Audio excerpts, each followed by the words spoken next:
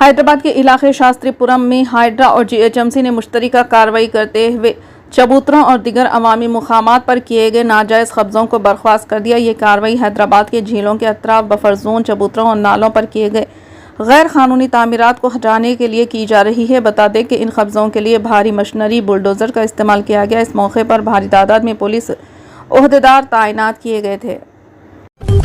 تلنگانہ کے نائب وزیر اعلیٰ ملو بھٹی وکرمارکا نے ہدایت دی ہے کہ ضلع کلکٹرز گھر گھر خاندانی سروے کرنے والوں کے ساتھ تبادلہ خیال کرتے ہوئے اس سروے کے بارے میں وزراء اور ارکان اسمبلی کو اطلاع دیں۔ انہوں نے آج صبح سینئر عہدیداروں کے ساتھ ایک ویڈیو کانفرنس منعقد کر کے جامع گھر گھر خاندانی سروے کی تفصیلات سے واقفیت حاصل کی۔ اس موقع پر انہوں نے کہا کہ ایک بار ضلع کلکٹرز گھر گھر سروے کے سلسلے میں شمار کنندگان سے بات کریں تو عوام کے شکوک و شبہات کو سمجھا جائے گا۔ کلکٹروں کو چاہیے کہ وہ اعلیٰ حکام کی توجہ دلائیں۔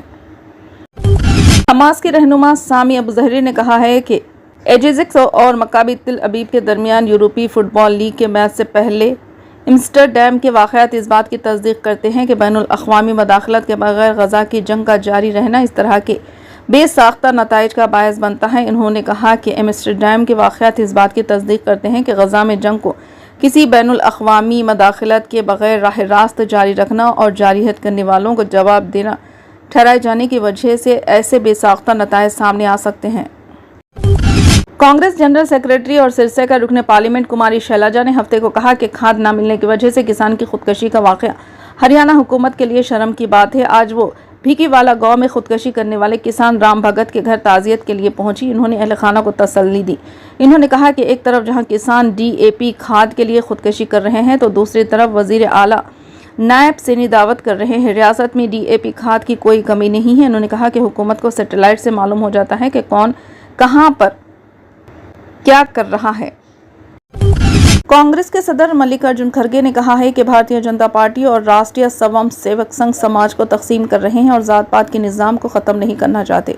کھڑگے نے ٹویٹ کیا کہ کل آپ نے مودی جی کی ناسک تقریر سنی ہوگی۔ انہوں نے ہم پر SC ST اور OBC کو تقسیم کرنے کا الزام لگایا، OBC کارڈ کھیلا، کانگریس کو گالی دی اور کئی جھوٹے الزامات لگائے۔ انہوں نے کہا کہ جس سماج کو منو نے 4 دنوں میں تقسیم کیا تھا، BJP اور سنگھ کے لوگ ہمیشہ اسے تصور کو آگے بڑھاتے رہے۔ وہ آئین کے بجائے منو اسمرتی کی حکمرانی چاہتے ہیں۔ BJP RSS نے 4 ورنہ نظام میں 5واں ورنہ اتی شدھ شامل کر لیا۔ یہ بابا صاحب کے آئین کی طاقت ہے کہ لوگوں کے ان کے حقوق ملتے ہیں اور ان کا تحفظ ہوتا ہے۔ مشہور بالی ووڈ اداکارہ نیلم آج 55 سال کی ہو گئی۔ نیلم کوٹھاری 9 نومبر 1969 کو ہانگ کانگ میں پیدا ہوئی۔ ان کے والد ششیر کوٹھاری اور والدہ پروین کوٹھاری۔ نیلم کو بچپن سے ہی گانوں اور موسیقی سے دلچسپی تھی۔ انہوں نے کی بورڈ بجانا اور جاز بیلے ڈانس کرنا۔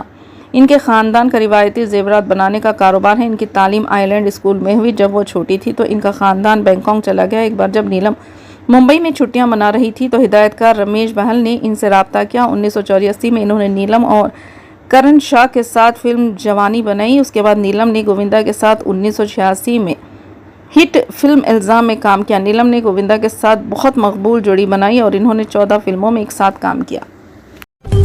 کانگریس کے سابق صدر اور لوک سبھا میں اپوزیشن لیڈر راہل گاندھی نے وزیر اعظم نریندر مودی پر کانگریس کے منصوبوں کے بارے میں ملک کو گمراہ کرنے کا الزام لگاتے ہوئے کہا کہ کانگریس عوام کو گمراہ کرنے والے وعدوں سے آزاد کر کے خود اعتمادی سے جینے کا راستہ بتائے گی۔ گاندھی نے سوشل میڈیا ایکس پر پوسٹ کیا، جولائی 2022 میں وزیر اعظم مودی نے کانگریس کی مفاد عامہ کے اسکیموں کو مفت کی ریوڑی کہہ کر ملک کو گمراہ کیا۔